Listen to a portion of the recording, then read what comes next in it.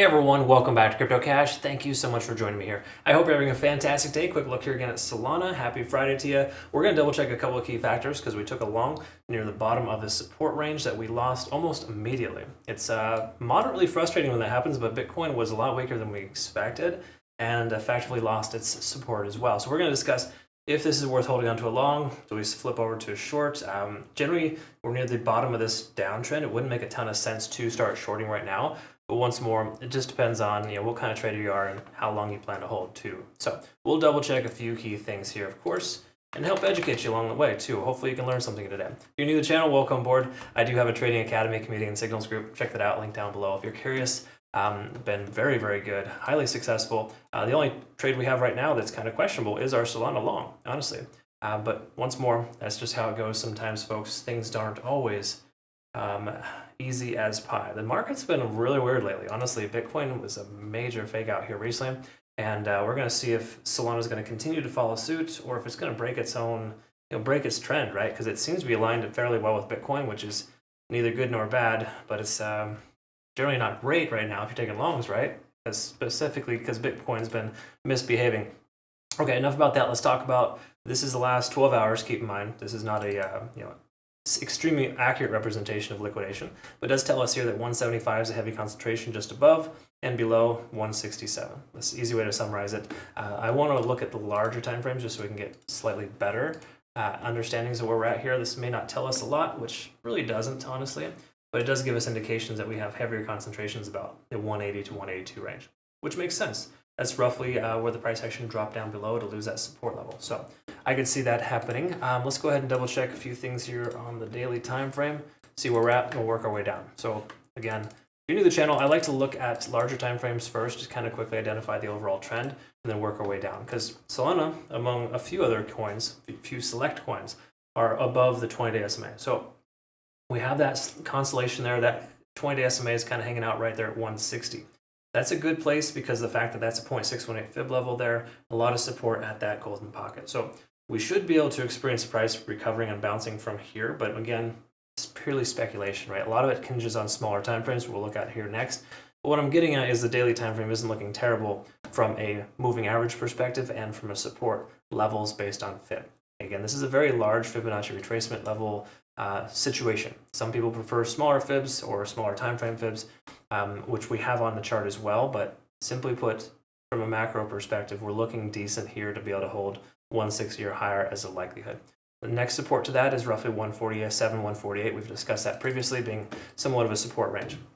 Now, if we take a look here, this is where things are getting kind of nasty. You take a look at the volume from yesterday, it stayed well below that moving average. That's not a good sign, basically just implying that money's flowing away from the coin, which we can see here on the money flow index kind of tapering off. We can also see RSI is coming back down closer to 50, and of course, stochastic swinging down still, but trying to shift upwards. So not a lot of good stuff there. We also have a MACD divergence on the daily, letting us know this shift in momentum is likely going to continue. Again, that's generally what it tells us. Do I put a lot of emphasis on that? No, mainly because 4-hour time frames a much more effective time frame to see a divergence or convergence because it has a more accurate representation of time. 24-hour period, again, this is a larger moving average. Is it a guarantee? No, but we could go some approximates here. So just keep in mind, last time the price diverged here, we hit a MACD divergence. It was right here. Okay? The price did end up pulling back, and if we do a percentage from just say top to bottom, that was about a 20% pullback as a rough estimate. Okay, so am I saying we're going to see 20% correction right now? No. But historically, the very last time we saw a divergence, it did that. And then the second last time we saw a divergence, it did this little guy right here, which is easier to see if we zoom in, and that is a rough estimate of about 10%. So you could say we average about 15% of a correction once we diverge on the MACD based on the last 2 times that's happened. Is that a guarantee right now? Not exactly. We could see at MACD FU, the price could recover instantly. There's a lot of things that could happen too, but big picture here, that's essentially how things have worked in the past, right? History has a tendency of repeating itself, but it doesn't have to. That's generally the concept of how it works in trading. I know it seems so contradictory and ridiculous to think about that, but what I'm getting at here is let's look at the 4-hour time frame and get a little bit better of an understanding. Because if you see the hourly and the 4-hour telling us that it wants to slow down, then it very well could shift momentum, and that divergence may never happen. Okay, so please, please, please don't attach yourself to one moving average on one time frame, especially the MACD that can be similar to a false positive in larger time frames. Having said that, let's take a quick look. So stochastic swinging down here, of course, we're looking to find our bottom here soon. Okay, we were under 50 on the R side, never a great sign. Money flow index kind of averaging itself out right around 50. So I'd say that's more neutral to bearish. Same thing here with the MACD, still diverging, but hasn't found its bottom yet either. Okay, so we're still kind of hunting for a bottom. We take a look at TD sequential though. We're at an 8. Hypothetically, we're going to see a recovery here soon. Solana's been super, super good about hitting 9s and reversing itself. Okay, so you can kind of see a correlation here. Price action hits a 9 and almost always recovers in the opposite direction. Now, are these corrections massive? Some of them, yes. Do they always end up reversing? Not exactly. Some of them can go kind of sideways in the opposite direction, but the simple way to understand it here is we're hitting our second bottom, and with us being overextended leading into that, unless Bitcoin dumps to 60,000, we should experience some sort of recovery here. Again, just based on overextension. Is that a guarantee? No. We look at other things too. They are fairly bearish. So there's no other way around it. If you're in a position right now, or to say a long position and you're in the red, it wouldn't hurt to consider trimming part of your position or maybe even closing it if you want to. I personally don't, just because as soon as if we were to hit our stop loss on this trade, for example, it would invalidate the trade and we'd be likely breaking bearish at that point. But right now, I wouldn't say we're bullish by any stretch, but we're not quite there yet for that significant divergence where we know for sure we're going down. We're just kind of, this is a normal bearish back test, so to speak, of certain areas, and it just makes sense. Again, it makes sense because of how Bitcoin's behaving, but Bitcoin does feel like it's getting closer to its bottom too, right? That 63.5 mark. We can see this recover here and hold this level at about 0.618 for Bitcoin. We should be in decent shape for Solana. Again, these charts are fairly similar in a lot of ways. So I would just recommend being patient again, but on the same accord, depending on how you plan to hold the position is really up to you. So for me, really, I didn't risk very much on this, and it's a low leverage trade. I don't see a problem with holding it onto it for longer. But once more, different strategies, okay? Let's look at the hourly then just see if there's any confirmation that we might see this reverse on itself. Okay, we are hitting our second 9 on TD sequential. Typically, that's a very strong reversal consideration. Do I buy the dip because of that? No.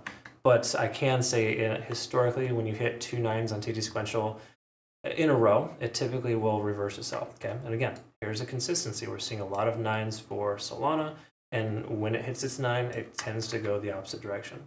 So again, we hit an 8 here, comes down to a 9, comes down to another 9. You could literally say this is 3 9s in a row. And if you're not familiar with the 9 on TD sequential, really just a series of numbers kind of letting us know that we're overextended and the probability of the price going in that same direction is less. Okay?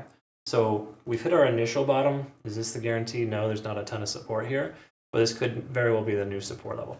The other support we do have, of course, Constellation, absolutely. But right back here at about 166, that was the lowest point in this most recent range, which could establish itself as a new low here as well. Once again, to effectively establish a double bottom. Okay, so again, is this a hope and a prayer? Yes and no. It is in the sense that we need to recognize that the price could continue lower. Should it continue much lower? Probably not, considering the way that Bitcoin's behaving leading into the weekend. It would make a lot more sense for Bitcoin to be kind of going sideways, and then of course, depending on Bitcoin dominance, alts either go up or down. Okay, but again, really just depends on where you're at with your trade. You shouldn't be struggling. You shouldn't be stressing about this, honestly. If you are, you probably use too high a position size. Because again, we've taken a lot of profit this month, and if this is the one trade that you're frustrated about, you probably did one of those things where it's a trader's sin to do this. But a lot of people they'll take the statistical probability of coins being very profitable, right? They're like, okay, well I've made X amount on this coin. I'm just going to go ahead and double down this time. I'm going to invest more. I'm going to keep putting money in as the price goes down to ensure. If you don't have a structure in place, you're going to be kind of out in the rain. So I just highly recommend going into every trade with the same game plan every time. Don't falter or sway away from that, because the moment you do, it'll bite you in the butt. So anyways, I'm not stressed about this. Heaven forbid we hit our stop loss. It'll only be our second stop loss for the month. We've had a lot more profitable trades. So it really just depends on where you're at though. Okay, so please make sure that you're using proper risk tolerance. Follow my signals guide, and we'll go ahead and keep an eye on this here, folks. But I think we're closing 169 to 170 here today. We should be in decent shape. We do ultimately want to be at 175 or higher to establish somewhat of a higher high and a higher low. But once more, I'm not going to sugarcoat it, folks. This doesn't look fantastic. There's no other way around it. Okay, thanks again for watching. Hope you learned something today, of course. If you're new to the channel, welcome aboard, and thanks so much for your insight. Those who have been helping out in our Discord, we got a really cool group of admins, so be sure to check it out. Everyone's learning and growing together. It's a lot of fun, and I just think it's awesome. I really appreciate you all, and I hope you have a great rest of your day. Thanks again for your time. We'll see you soon.